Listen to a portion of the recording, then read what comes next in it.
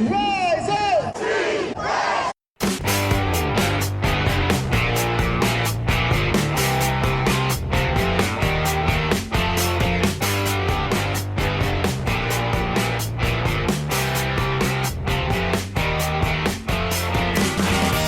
This is the Rise Up See Red podcast, all about the Arizona Cardinals and the NFL, featuring insider and outsider perspectives. Enjoy the best hour of Cardinals talk on the web. Now here are your hosts, Jess Root and Seth Cox.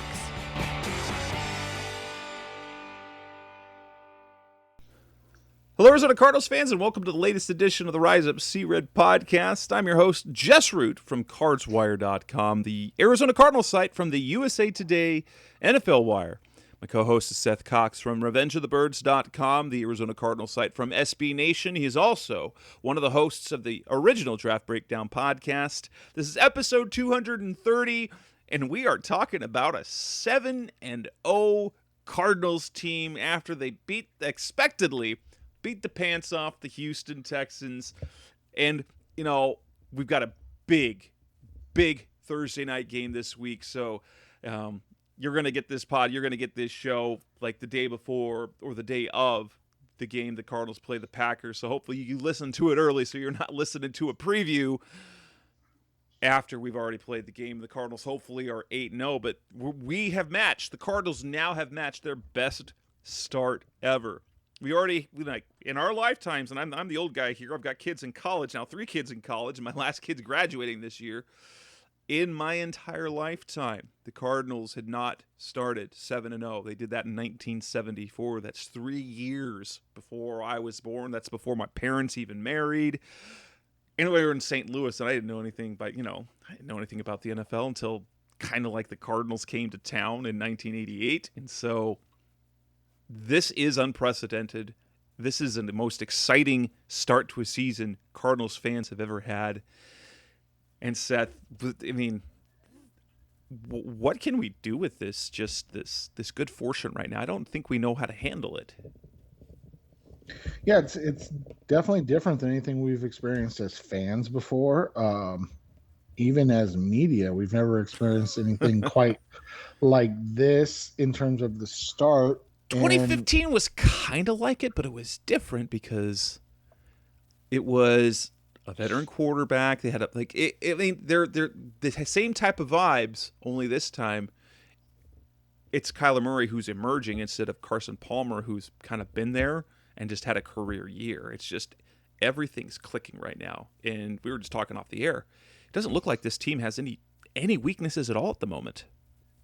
Yeah, and so that just makes it entertaining and fun. You know, and every week you just have to enjoy being able to watch this team play and what they bring every week. And you've gotten different, contributors. You've seen different plays. And more than anything, I think you've got to be excited about what you're seeing for not only the present, but the future and the potential of this to be a team that competes, obviously not at 8-0 or 7-0. Don't want to jinx it. Sorry, at 7-0 every season, but that plays at a high level every year and is, maybe in that conversation with teams like Green Bay and, the Tampa Bays or whoever Tom Brady's playing for, let's be honest, and those organizations, because their quarterback and their coach allow them to be there. And I mean, you can even throw a team in like New Orleans, who I believe is now 4-2 on the season, losing their soon to be Hall of Fame quarterback and but they've got enough pieces in place that it doesn't kill them. And those things are, important. And I think that's the way I'm looking at it. Is I'm very excited about the present and the potential that this is a special season, because I know how fleeting those are in the NFL. Oh my goodness, yes. But I'm also excited because it seems like there's a lot of young talent, and especially that quarterback, he's pretty decent. And, maybe this is, a team that every year in and year out is going to be able to compete at a level like this, where you're saying, hey, they're one of the 3-5 best teams in the NFC. Yeah, it's really, and as we kind of see it, we also, the patience that the Cardinals had with how things started, like, it's the exact opposite what we saw with Steve Wilkes, is that, they looked overmatched at the beginning, and so they hired a guy who, hadn't been great in college. But Cliff Kingsbury, you really, really have to admire how he's coming into his own. And a lot of it comes with winning, but he is coaching his tail off. He's doing great. And he's entering the conversations of, like, McVay was the talk of everything, but let's give Cliff Kingsbury some credit here. He's taken the roster and improved it in every way this year. And so the hot seat that some kind of thought he had entering this year, I don't think it was ever a hot seat. I mean, this was an important year for contractually, both for Steve Keim and Cliff Kingsbury, and the patience that, especially, we were both on board with, hey, Keim's got to go. He put together that 2018, he's got to go. But Bidwill's patience with him, they got the quarterback that looks like they've had two very good drafts the last 2-3 years, that their drafts appear to be promising. And then the moves that he's making, plus the coaching, and it's all growing together. It's kind of like it. You wish sometimes that you'd have like the Sean McVay effect, where you come in and then you're a championship team practically out the gates. But that patience has been critical, and they are now a complete team that has the right balance of youth, athleticism, experience. Players that aren't over the hill, but are just not quite at the, so they're not over the hill completely, but they're going down. It'll happen probably quickly, but they've got this group this is a roster.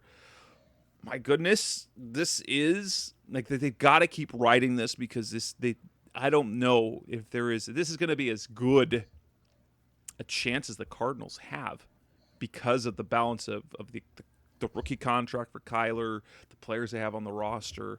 It's really fun. It's just really fun.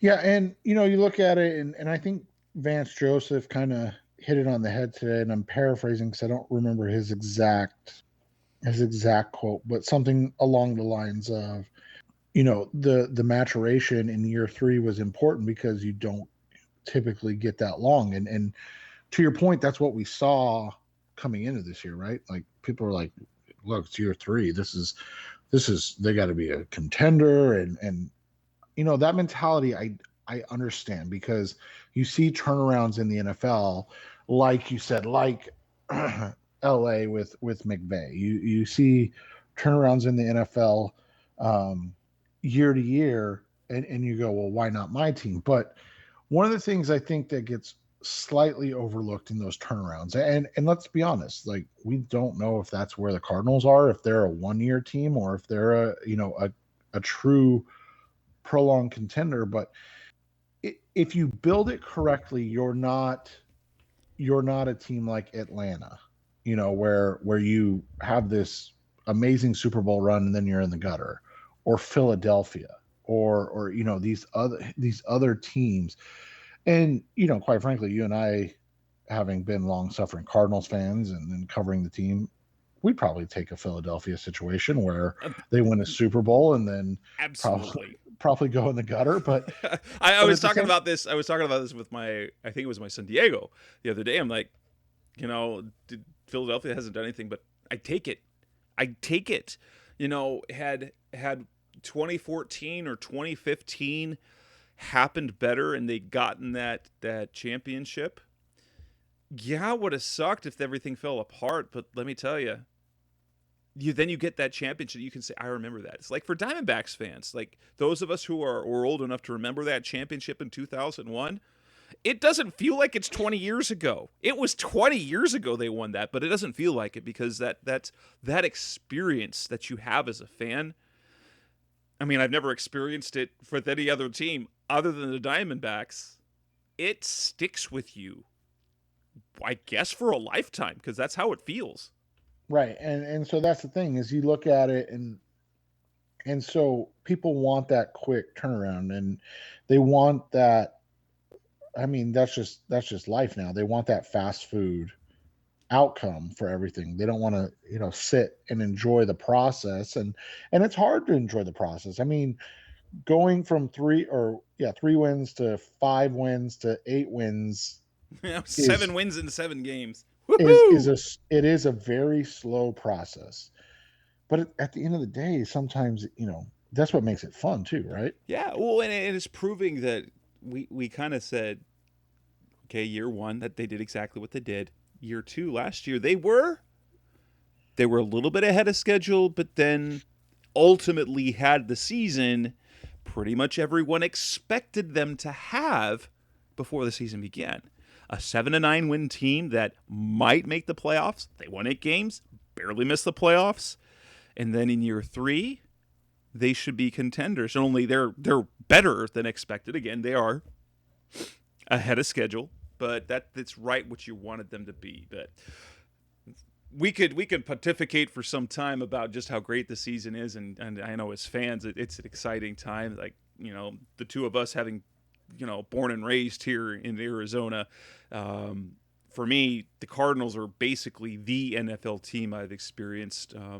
My parents were not football fans, and so I watched Super Bowls, and then I fell in love with the Cardinals. Is how that happened. I'm a local guy. I watch all the local teams except for the one team college wise that's not that local. It's in another part of the state down south. Yeah. NAU is a terrible program. And NAU's like, aw, they're doing things. It's adorable. It's adorable when you're like you don't ever feel like, oh, NAU that's cute. You must go there. You must go there. Anyway, let's go ahead and get started with the topic of the show. We'll start is talk about this. I mean, they won 34-5. They defeated the Houston Texans. We'll take our takeaways from the win. But we're going to talk also about the injury situation as they head into Week 8. Short week. There's some big names on the injury report. And then, like the Cardinals had to deal with COVID losses, Green Bay's going through the same thing right now. Will it diminish what we think about a win? And then we will preview the game, matchups, predictions, and all that. So let's go ahead and get started with that. The Cardinals beat the Houston Texans 31-5, although it started a little bit shaky-ish as there was a safety and then there was a field goal. But then after that, the Houston Texans didn't score again the rest of the game. The Cardinals put up 31 unanswered points. They went going away 31-5, and there was really no doubt. It was just the beginning was a little shaky for some reason. And it was the first time they started the game with the ball. So it was the first time that they lost a coin toss. And so they started with the ball. And, they had a couple of things. Texans came out. You look at the whole game. Yeah, it was fine. There was nothing I was overly concerned about. The start wasn't good. Like, obviously you don't want to start the way they did against other teams, more talented or better teams. But I mean, the Cardinals are more than capable of overcoming, a 3-point, 2-point, 5-point deficit no matter who they're playing. Yeah, and I mean, it was one of those things that we talked about. I was never worried about the game overall, but I was concerned about their focus and how, if covering was never, is never an issue you and I worry about. I mean, for myself personally, I rarely bet on the Cardinals outcomes of games. I might bet on prop bets or things of that nature, but the outcomes are just tough. But the start of the game was kind of what my concern was, and there was no waning on the defense. That was the funny thing. It was just the offense's inability to really kind of sustain any type of drive to start with, and that's the unfortunate reality of it. But the Cardinals have enough talent and they have enough veteran leadership that it really refocused in like you said, the final three quarters were basically, a scrimmage at best. It was they just methodically went down the field. There were highlights. They controlled the game. It was fun. It was everything. It was what you expected to see with the Cardinals Texans game. You got the little bit of fight early, and then they rolled over, and the Cardinals continued to be fantastic. I will say this: out of all of, if you look at kind of what happened in the game, I thought there was only one player who had a bad game. One single player, that was Josh Jones. He really struggled in that game, and my son actually made the comments like it's how well he played to start the year, and then he played the one game at right tackle. He went back to guard and he couldn't do anything. I think I will say this: as well as Max Garcia's played at center, I think not having Rodney Hudson there is one reason why Josh Jones struggled a little bit. And young offensive linemen are going to struggle sometimes, and let's be honest, the Texans do have talented players. Malik Collins is not a nobody. He's big, he's athletic, and they just turned a bad team. So he's going to go through that, and the Cardinals do that going. They said he's going to have. This is first time really ever playing guard. He's going to have growing pains. That said, when you look at it, I thought he was the only one who had a bad game on that team. Yeah, and I think there's two things to it. I think one, you hit on the first one. It's hard for I know he's not a rookie, but basically a guy in his rookie season to come out and start at one position with a veteran, or actually two veterans next to you, right? I mean, you got Rodney Hudson on one side, Kelvin Beachum on the other. Then flop out to the right tackle spot for, was it 3 games? I think it was 2 games, I think. Yeah, 2 games, 2 or 3 games, whatever it was. And then have to go back inside, and now you lose, that veteran that was kind of helping you along the way. And so the struggles the last 2 games, I'm not really surprised about. I'm not. It's a long season. It's his first season as a starter in the NFL, and he's been tasked with playing 2 positions with 2 different guys, manning the position next to him, which is, as we've seen, can make a huge difference on the team. We talked about getting, and you hate to say this, but getting, out from Mason Cole and getting a Rodney Hudson, and wow, how different it is, right? Well, it's very interesting because they changed. Like, not only did they went a completely different philosophy with the center position. Because if you look at the guys that they drafted over the last few years, they drafted Evan Bain, then they drafted Mason Cole, and then they drafted Lamont Gilliard. And then they completely changed, and they said, we want someone up front who is big and physical, Rodney Hudson, and then they moved Max Garcia to center full time, even though he hadn't really played center in the pros. And 2 big, strong guys. And they completely changed how they approached the center position, which is kind of fun to see. Some growth and some change. It's just a little bit of development in how they changed what they looked at.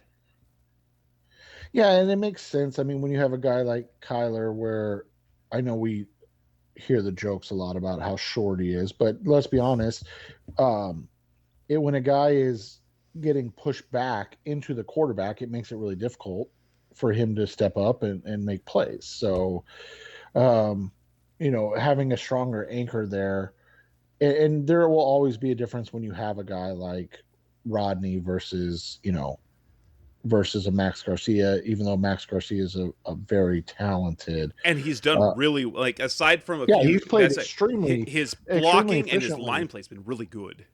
But there's a difference, when you play next to one guy versus the other. So, yeah, I mean, I thought this game really came out to the fact that we've now are seeing that this team, and we've talked about it a little bit, but this team can win in a number of ways.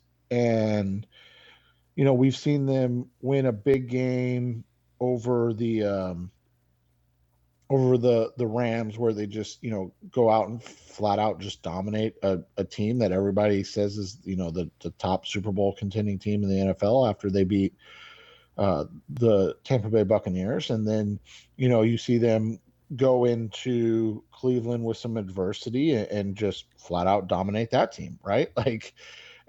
But then you've seen them play games where, yeah, they started out really slowly and they weren't necessarily playing well, and I don't know if it was a lack of focus on the offense, trying, and we know this is something that they do sometimes, trying too hard to get a new guy in Zach Ertz heavily involved instead of letting the game kind of come to him. Well, game plan wise, against that team, I thought what they would have done is simply, we're going to run the ball early, but they didn't do running plays at all. It's like Cliff in his time off almost overthought things to start the game.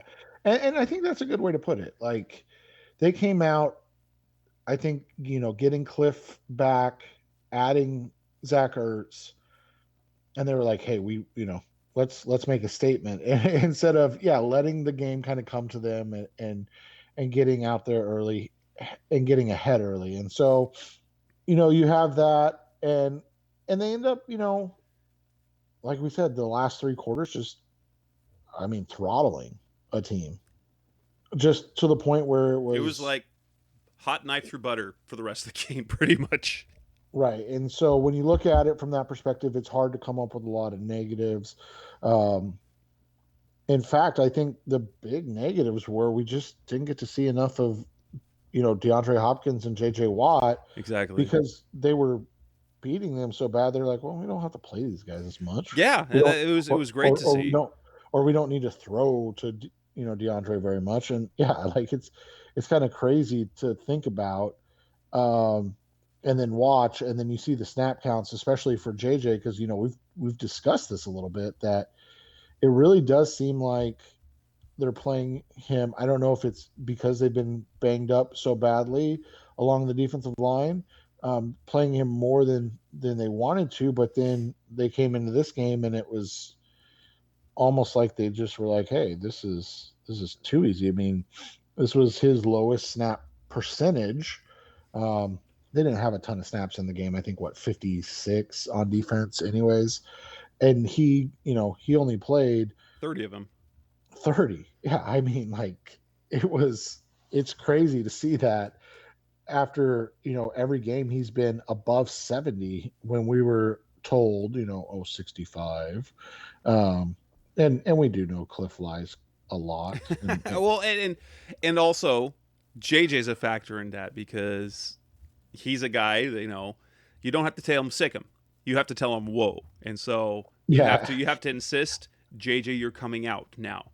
JJ, you're doing this now. And he loves being coached, but he will, if he's not reined in, he will go all out. That's what he's done his entire career. Yeah, and so you look at it Kyler threw a bad pass, right? One bad pass. Literally, it's one of those games where it's 31-5, and it probably should have been 40 to 3. Right. I will say that one of the things that's annoying is that NFL officiating is what is Kyler's starting to get some quarterback treatment that there's other times. There's been a missed face mask, I think almost every single week. And that's the one thing I'm like, yeah, they're like against Cleveland, the one time that he kind of got shoved after the fact, like they're trying to get that stuff out of there. It's unnecessary, the roughness. And I know it's pretty boy football. It's flag football.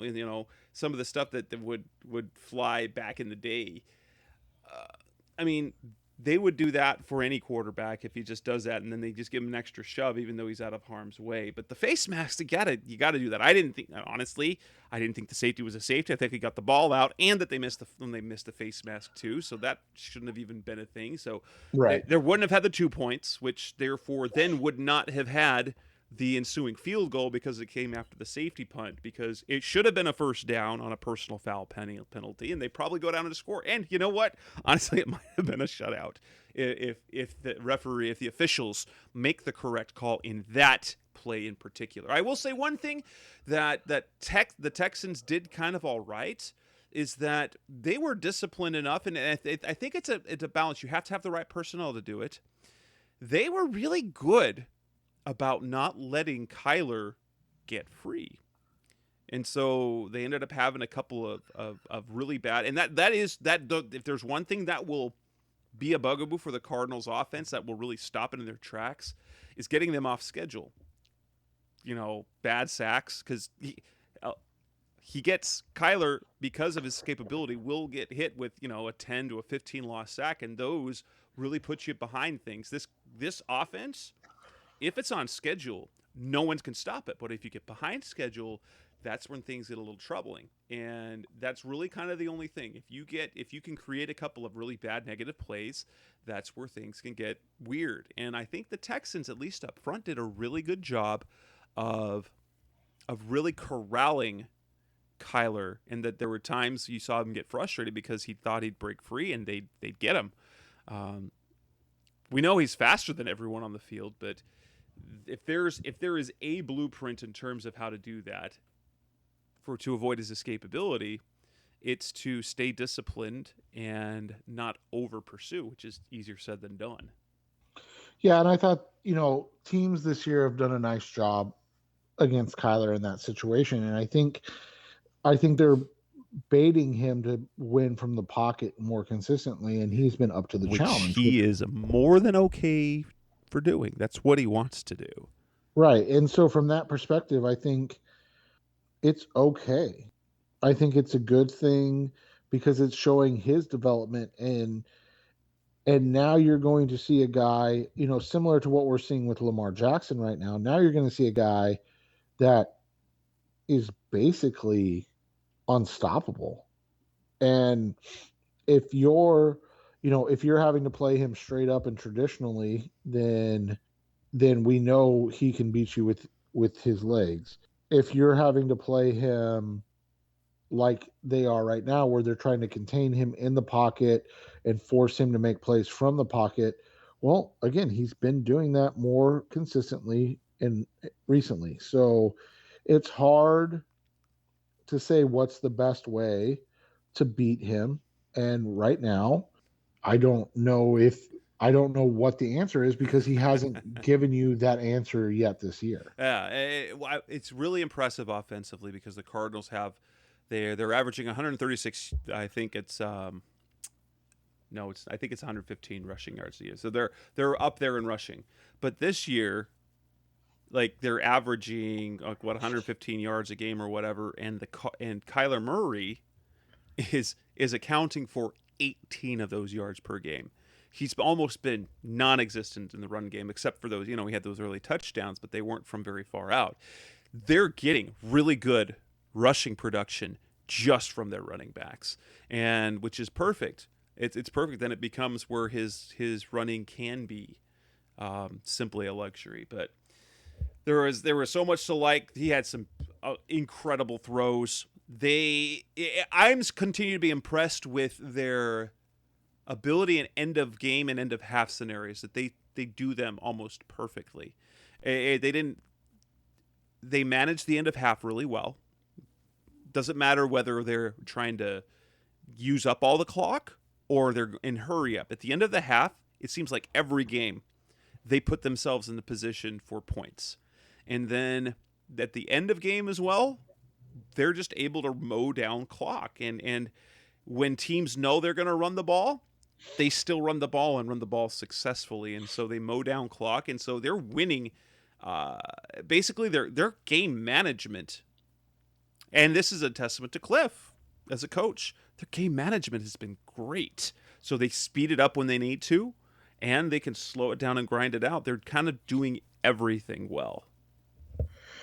Yeah, and that's, the two things that we've seen is that their defense is giving them an opportunity to make plays on offense, and then the offense is taking advantage of those before the half, as you said. And now they have I think one of the underrated aspects of this season, because they have been winning by a lot, is how well Matt Prater's has been playing.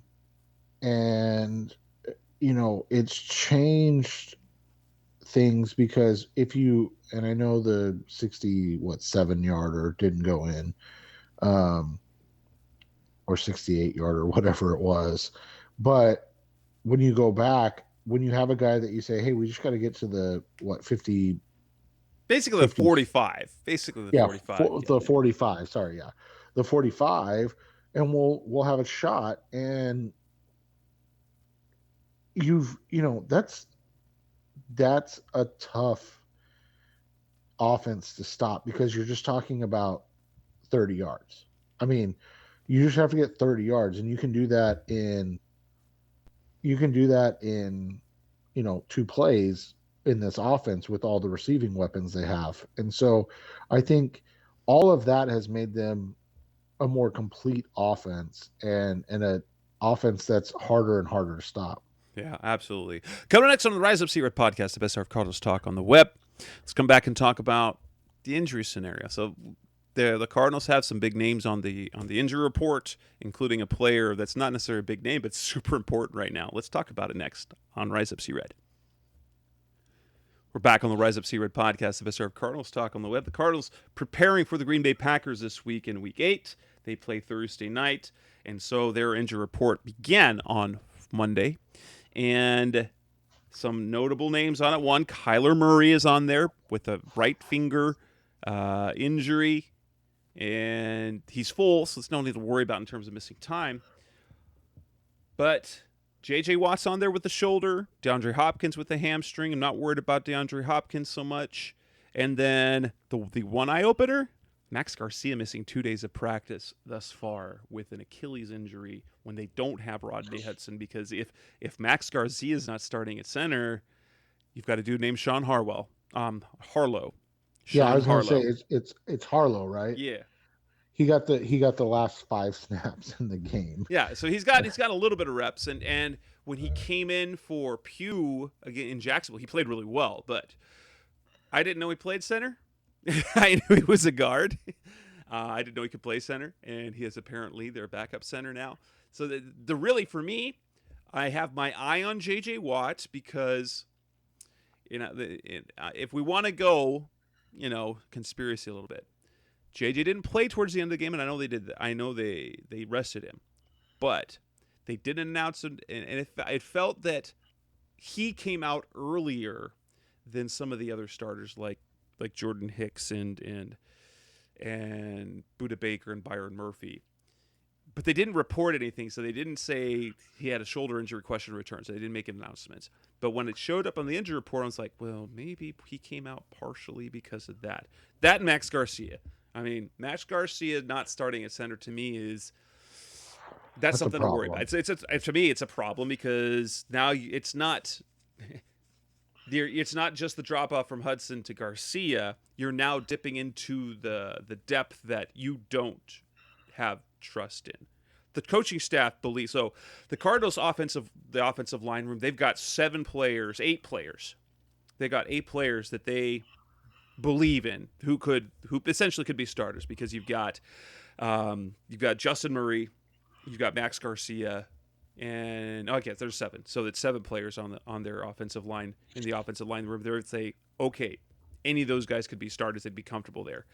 But now you don't have Rodney Hudson, you don't have Justin Murray, and if Max Garcia goes down, now you're dipping into the players. You're like, well, I hope he holds up. Yeah, and I do wonder. I think we'll know more if they activate or elevate Michael Manette, right? Because isn't he back on the practice squad? I think he got bumped, though. They brought in, so maybe they're not that concerned, because Marcus Henry, a center who was on their practice squad earlier this year and was in training camp, he came in for a visit on Monday, but did not sign. So okay. I'm pretty sure Manette is no longer on the roster. I think that one was short-lived, if I recall. But yeah, let me check that roster. 98% sure he was cut about a week after he came back. Practice squad. No Manette. Nope. Okay. So they have no center on the practice squad right now. Would appear that way. Yeah, and they've already Zach Johnson's a tackle, isn't he? Yeah, and they've already brought in guys this week, so I would guess that means that they're comfortable with Garcia. They knew. So basically, he's hurt enough that you're like, okay, He's not going to practice. He's not. Yeah. We're not going to practice Monday, Tuesday, but Wednesday he'll probably be limited and be good to go. Kind of like they've handled. It's kind of like how they've handled Kelvin Beachum the last 2 weeks. Kind of like how they handled Justin Pugh for a couple of weeks as well. Is that he's on the injury report and it looks bad, but they're just okay. Yeah, we know you're going to play, so we know you're going to play because you're not going to practice for 2 days. Yeah, and so the Watt one is going to be interesting to see where he ends up if because I know they like their depth along the defensive line, but they also cut a defensive lineman, or not cut, but that was the one move they made on the practice squad was they released a defensive lineman, and brought in 2 defensive backs. And typically they do that type of stuff when they have, an injury concern and they might have to elevate somebody on game day. So again, I mean, we're just reading between the lines of what they typically do, right? And so it's not for sure by any means. Well, plus they got Jordan Phillips back. They got Zach Allen back, and then Josh Morrow is on the practice squad, and so you kind of have like what you have on the roster are like the 3 dimensions of JJ Watt. You've got JJ Watt, and then you've got the Zach Allen, who's kind of like he's the same type of player, but not quite. And then you've got Josh Morrow, who's the store-bought brand version of Zach Allen, who's kind of the store-bought brand version of JJ Watt. Okay. Correct. Yeah. So it'll be interesting to see where this plays out this week. But yeah, I mean, injuries are always a concern. It's the biggest concern we've had about this team all year, right? I mean, between Robert Alford and JJ and then on offense, we weren't concerned about Rodney Hudson because I don't think he'd miss a game in his career with the Raiders. But we were worried about the depth of the offensive line in general. And so now, as attrition happens throughout the season, you're getting into that. And I think that's where you're going to define how good this team really is. Absolutely. Coming next on the Rise of C Red podcast, the best of our Cardinals talk on the web. The Cardinals went through it. Now the Packers are going through it. Cardinals lost key players and coaches to COVID protocols. Now the Packers are doing it. Let's talk about what that means for the significance of that game. That's coming next on Rise of C Red. We're back on the Rise of C Red podcast, the best of our Cardinals talk on the web. Cardinals are starting to get their players back. So they got their head coach back. Cliff Kingsbury was back in the building on Sunday. He was able to coach the game. Cam Turner came back. I'm assuming Steve Keim is back by this point. Chandler Jones has come off the COVID list. So has Zach Allen. All that's left is Corey Peters. And so they're basically at full strength again. They dealt with 2 games without Chandler. They dealt with a game without two games without Zach Allen. They dealt with a game without Cliff Kingsbury. But now the Packers have had it happen to them.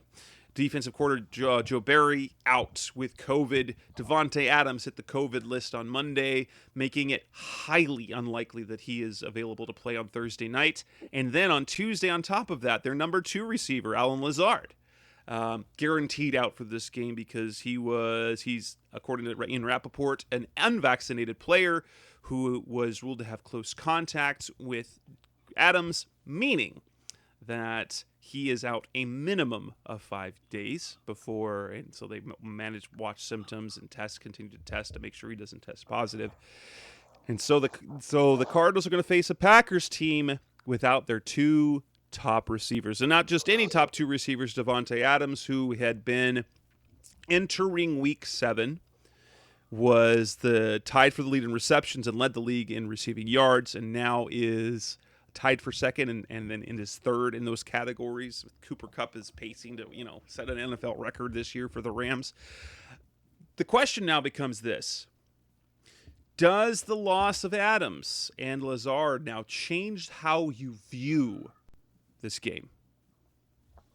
It doesn't for me, just because that's the way the NFL works, and each week is its own thing, and each week is its own entity. And the Cardinals have had, to your point, had to deal with issues. Chandler Jones out, being without Zach Allen and Chandler Jones in the same game against the Cleveland Browns, right? I mean, the Houston Texans, whatever, but the Cleveland Browns. And then the fact that, it is their top 2 receivers, and they're already missing, their real number 2 receiver in is it Marquez Valdez-Scantling or Marquez, I think that's Scantling Valdez. Well, that other guy. Yeah. And he, he's been out, and so it's just the attrition of the season, and it's the unfortunate reality of where we're at now with, COVID just being kind of an X factor in some games, right? Yeah, and I will say this, I wanted to see this team. Right, that's the thing. It's like, I thought that the Cardinals could beat the Packers anyway, but now in terms of, for me, it doesn't matter. As a fan, I want to stack wins and I want to win ball games. So it's nice when another team has stuff happen to them, because it makes it easier to win. However, this game in particular was going to be a nice measuring stick to see, okay, if you've got a full, healthy Packers squad, this is a playoff preview. What's it going to look like? Can they, is it a back and forth? Do they dominate? Are they going to be overmatched? Are they going to have one of those stinker games?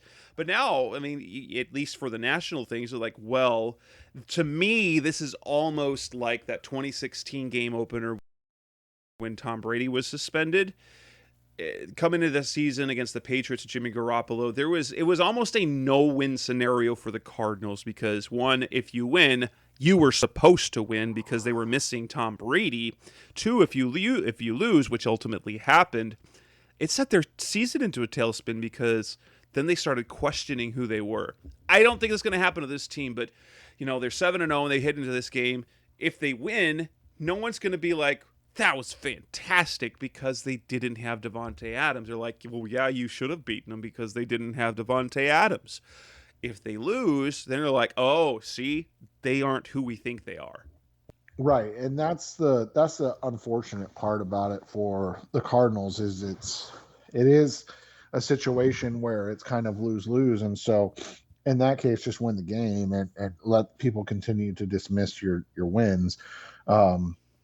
It was interesting today, and then he kind of corrected himself afterwards, and so not to like call him out or anything, but on Tuesday, Aaron Schatz of Football Outsiders said, I'm bummed about Thursday night. A real test for the Arizona defense would have been great. And said we're going to throw back to one of those 2020, hey, an entire position group got wiped out by COVID games. And you look at it and you say, well, what were the Titans, Rams, or Browns? Chopped liver? And you ask, and then, then they clarify and they say, oh, we just meant as opposed to the Texans. But I get that. But that is let's be honest, that's the initial takeaway. People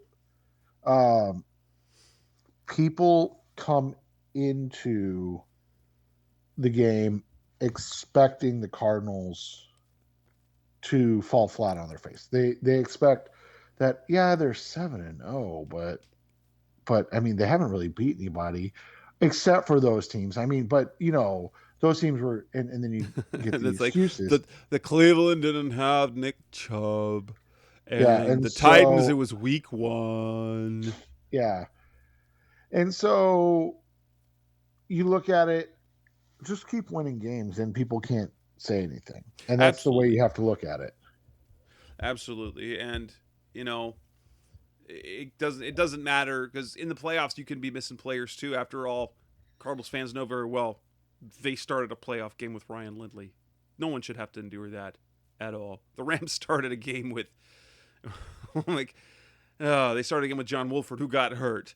Like that, there's just things you can't foresee. It just happens that way. And so whether it's now, whether it's later, I think you like the most premier marquee matchup you can in this scenario with the Cardinals playing as well as they do or have been, but you can't apologize for wins.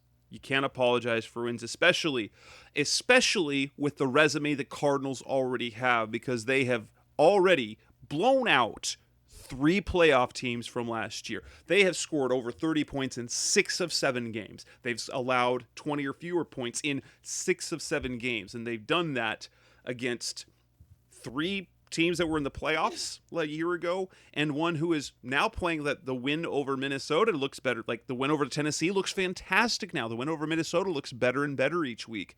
They are taking care of business against everyone. And well, I think they have, don't they have the second or third, no, maybe it's 6th now, but like best DVOA schedule? Like it's not like they're just I don't know anything about the DVOA schedule, but let me look at it. Like they're number 1 in points allowed. They have the number 1 scoring defense in the league right now. They have top 5 scoring offense. They're number 1 in third down defense now. They're number 1 in fourth down defense. So not only in percentage, but also in defensive stops. So they're number 3 in turnovers, number 1 in forced fumbles, and then you add those turnovers that they've created to the 12 fourth down stops. They're now 20 turnovers forced by the Cardinals defense. And then you have Kyler Murray, who's playing at an MVP level. They're averaging 115 yards per game offensively, without Kyler producing much in the run game at all. You've got 3 guys that are either on pace for or just shy of 1,000-yard pace for the season. Right now, there's 4 players paced for over 800 yards receiving. These are bonkers numbers. You just go across the board statistically. Every single statistic you can rattle off is stupid. How good it is going for the Cardinals right now. And so I don't apologize for wins no matter what. This isn't smoke and mirrors. This is a different team than that 4-0 Cardinals team that fell apart. This is a different team than the Carolina Panthers that went 3-0. This is a different team than that Denver Broncos team this year that went 3-0. This team has no weaknesses, and they will lose a game at some point this year, and probably multiple games, and maybe even a losing streak, and people will wonder, are the Cardinals done? But they are a complete team, and that's, it is a sad, in terms of viewership and meaningfulness, but ultimately, it doesn't matter how they do it, but they're going to knock off, hopefully, a playoff team, so that puts them in the driver's seat because, again, now against the Rams, they're guaranteed not to lose a tiebreaker to them head-to-head. They beat the Packers. They own the tiebreaker over and then they'll really only have one other team in the NFC to worry about that with, and that's the Cowboys. And they face off at the end of the year this year, so it's fantastic. But no, I mean, as a fan, I'm happy Davante Adams out because I want my team split. But in terms of big picture, we are missing a little something. Yeah, and you just have to accept that you're going to miss out on what could have been a marquee matchup, but you can't put anything past Aaron Rodgers. I mean, that dude almost beat the 2015 Cardinals with like Jeff Janis and some other guys as his top weapons, right? Like, he's unbelievable. So you're going to get a heavy dose of Aaron, I think, on Thursday night, and the team better be ready for it. Yep, absolutely. Coming up next on the Rise of C-Red podcast, the best of Cardinals talk on the web. Let's wrap up the show and talk about specifically the matchups we want to see, that we're going to see against the Packers, our predictions, our picks, and all that stuff. That's our preview. Coming up next on Rise Up C-Red. We're back on the Rise Up Sea Red podcast, the best of Cardinals talk on the web. The Cardinals host the Green Bay Packers on Thursday night at State Farm Stadium in front of the entire nation, as it is the nationally televised game. What matchups? Oh, first off, we are being robbed a couple of important matchups. We already know the Devontae Adams, Byron Murphy, and Marco Wilson against Devontae Adams, but David Bakhtiari not expected to be back yet, and Chandler Jones returns. And so we do have. Actually, I'm super intrigued by both the edge matchups because you've got Chandler Jones against Elgin Jenkins, and then on the other side you've got Marcus Golden, who's got 4 sacks in his last 2 games, now leads the team in 6 overall, going against Billy Turner. Golden is playing fantastically, and to think that dude signed for 2 years and $5 million total, I am just floored at that contract compared to what the production he's getting, because guess what? We knew this is exactly the type of production we were going to get from Marcus Golden, right? Yeah, and he's your prototype, edge 2 type of player, and being able to be the kind of third best pass rusher on this defense has made him even better. And while he's been more of the, edge 2 or pass rusher 2 most of the season because of of Chandler Jones missing some time, he's really stepped up. And I think, this is clearly advantage Arizona, even if JJ is limited or out, because those edge positions are tough. Elgin Jenkins is a fantastic interior offensive lineman, but man, he's been having to move around quite a bit, and it makes it tough, right? to have to come out and try to defend or try to stop Chandler Jones and protect Aaron Rodgers. Rodgers is fantastic, though, we know, as from an escape standpoint. So when you look at that, it'll be interesting to see how he plays overall, but I think this is a big advantage for the Cardinals. The one concern, or the biggest concern you have, is if JJ is out. That lessens your rotations, obviously, but it also gives you a little pause when it comes to stopping Aaron Jones, because you haven't seen a lot of Jordan Phillips yet, and we've talked about before, his strength isn't really ever been as a run stopper.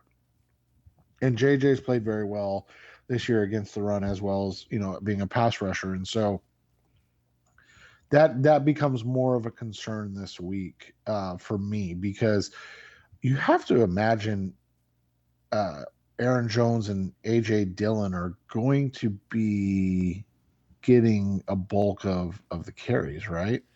You'd think so, but if the Cardinals get a lead, yeah, and that's been the best, and not that they're playing poorly against the run. They've had some issues, but that's their best defense. That's their best run defense, is their offense, right? And so that's what you look at overall, and I just think that with the matchup as it is, without Devontae Adams, without Allen Lazard, and Marquez Valdez-Scantling still out, this is a really good opportunity for the Arizona Cardinals once again to kind of assert themselves as the better team.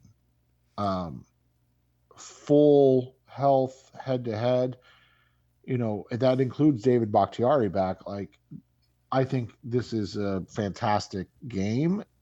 I think it's a game that is a coin flip, but the way they come into this game, and the betting line agrees with it. The Cardinals opened at 4-point favorites, and they're at 6.5 as of this recording, which is Tuesday night.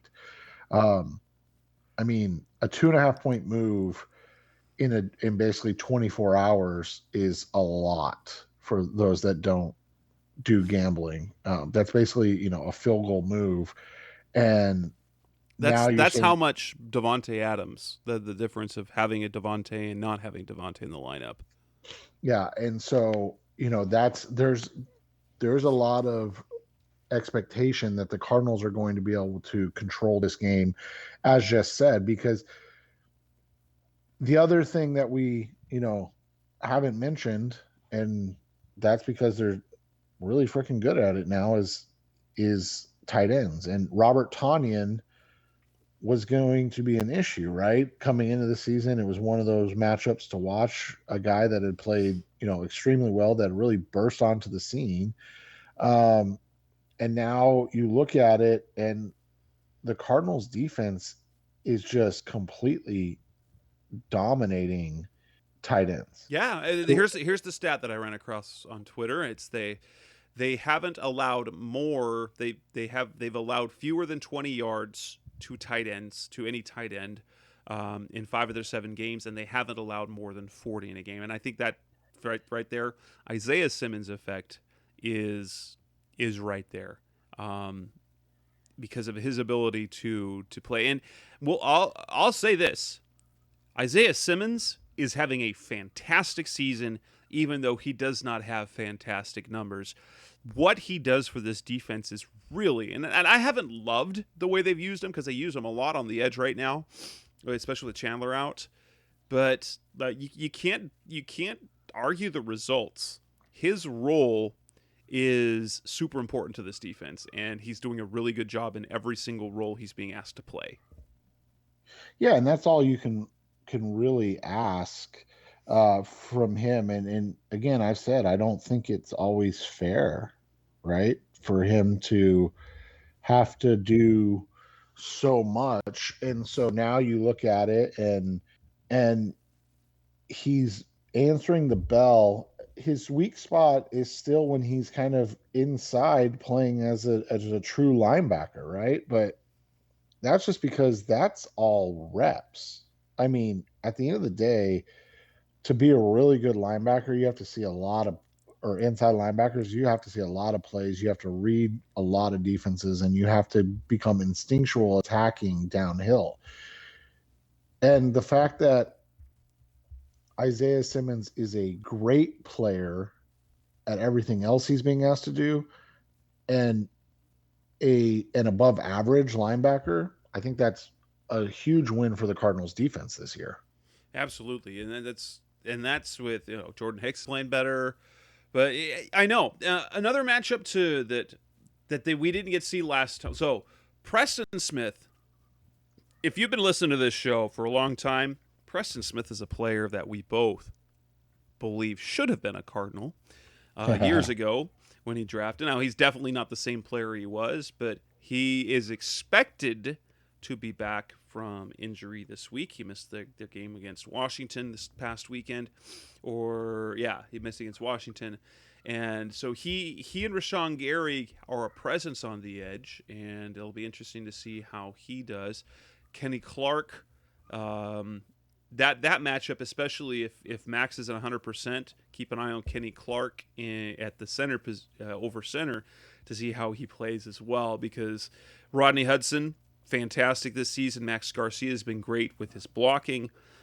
Kenny Clark is a very good player and could cause some problems.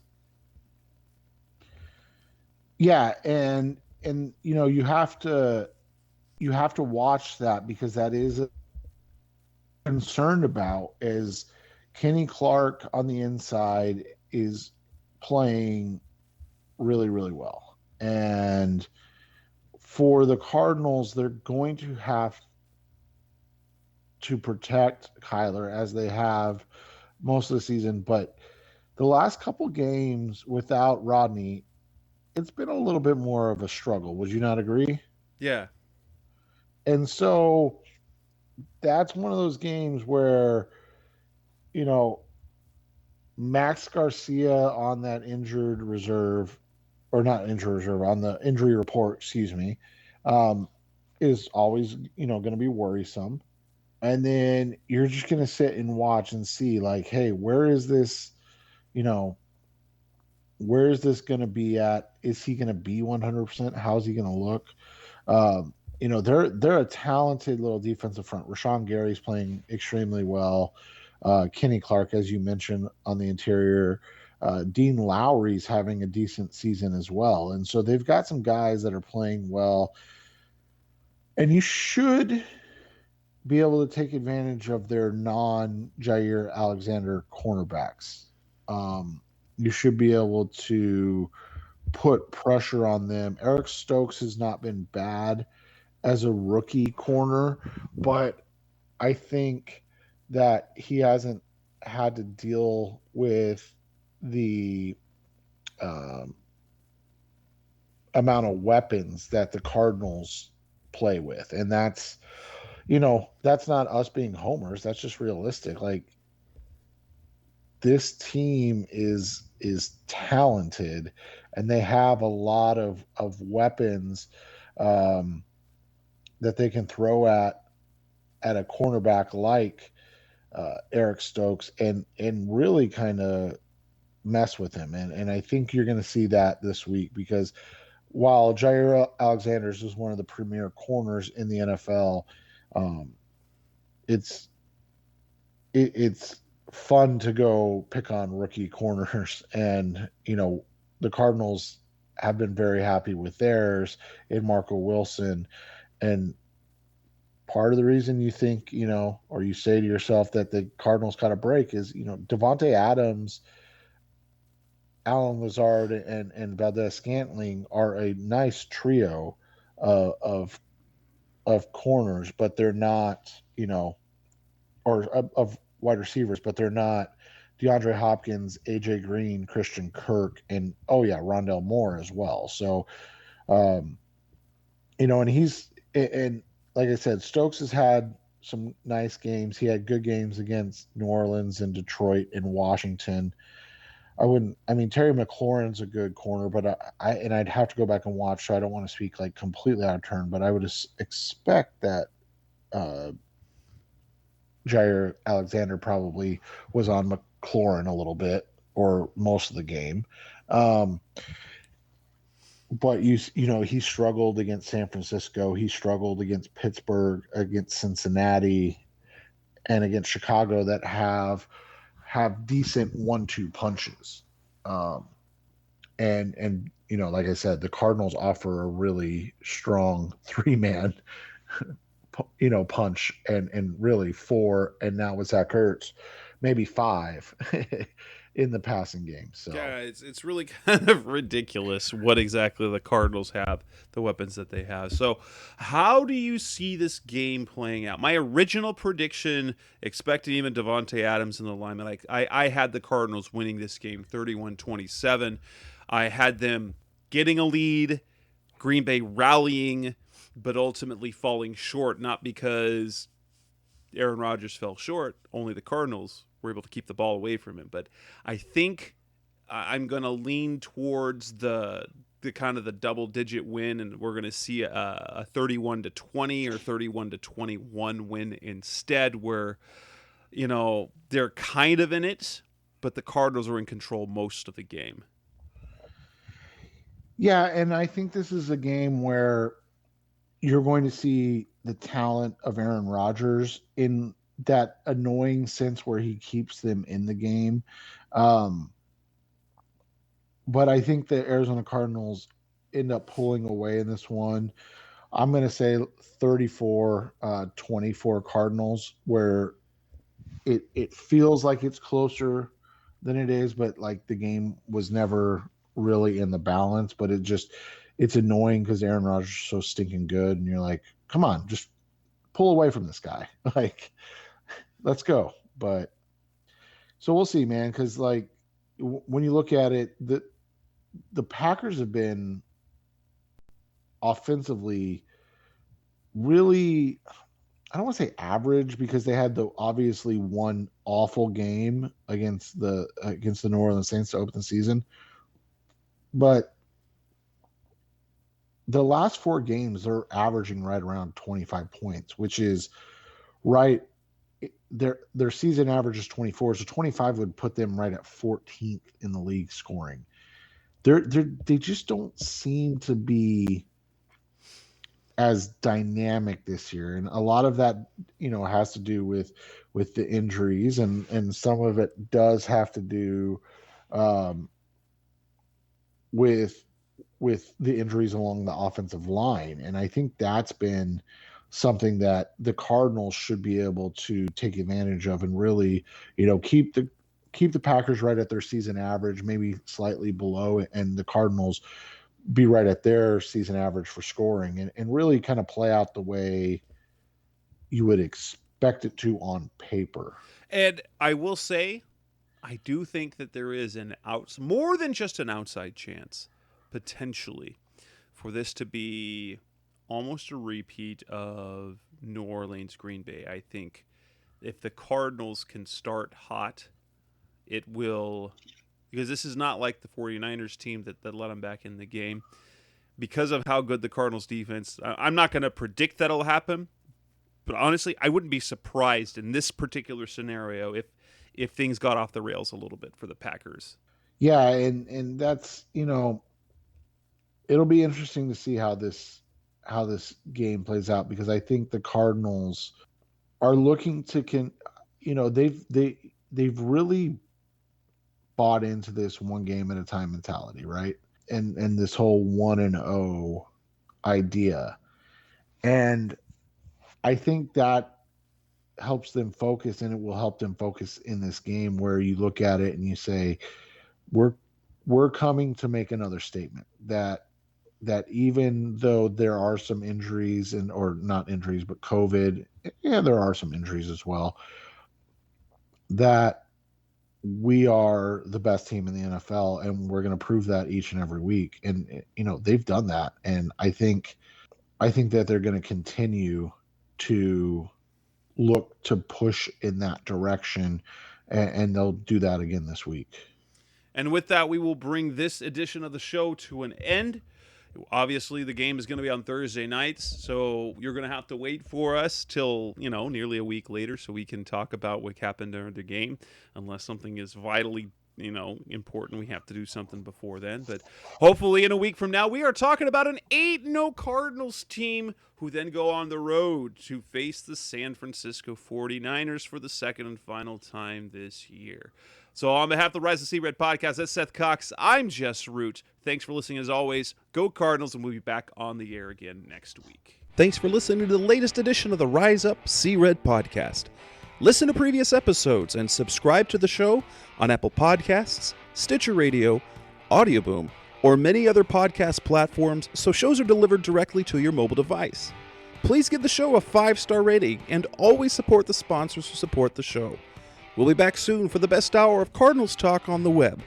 Rise up, Red Sea, be Red Sea Red, and of course, Rise up, Sea Red.